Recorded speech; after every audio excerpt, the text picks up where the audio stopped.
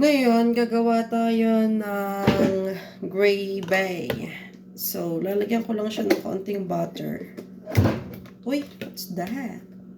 Yes, ito na po ang pang-scoop ko. Kasi kapag hindi ito ang ginamit ko, papagod lalo. Butter.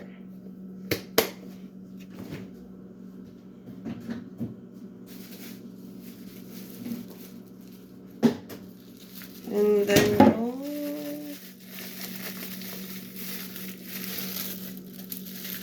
beef.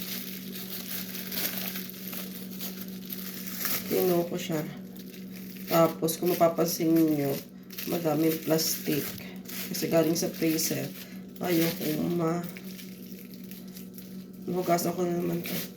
Ayoko na ma-freezer burn ka. Burn freezer. Kung ano pa man yun. Siyempre,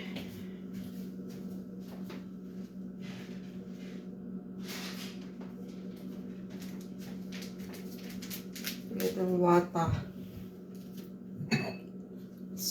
Ari lang available.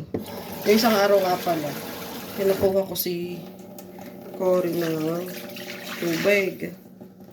Kalukuhan ka naman sa dito. Ari na, hindi ka na uminom para saktong 1 cup. Total naman 1 cup ang hinihingi mo. So, ito yung ginawa kong gravy nung kaninang umaga. And then, of course, dagdag pa ulit tayo nito. Actually, nakagawa ka na ng masarap na gravy kasi magkakatas tong baka. Nakagawa ka din ng parang corned beef style. Sa umaga, pwedeng mo lagyan ng patatas na pinirito, tapos igisa mo. Para din siyang corned beef. And then, salt, pepper. Well, yung isa madaming pepper, kaya goods na yun. Saka, yan lang. Look, hindi siya kakaya-aya. Hindi siya kaaya-ayang tingnan. Pero pagkatapos, ang sarap.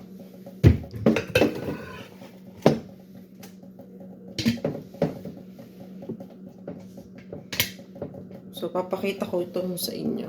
Yung pot. Hi, pot!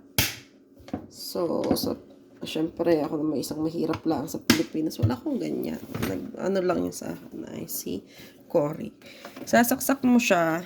Pagkasaksak mo, ay, pipindutin. Pag gusto mo ng super, I select choice here. For our super bolak na yan. Kasi ito. Kadarder naman yan. Siyempre, ganyan style. 8 hours para pagdating ni Cory. 6, 7 hours. Nang aamoy. Ang sarap ng amoy. Kala mo yung mahirap gawin pero hindi.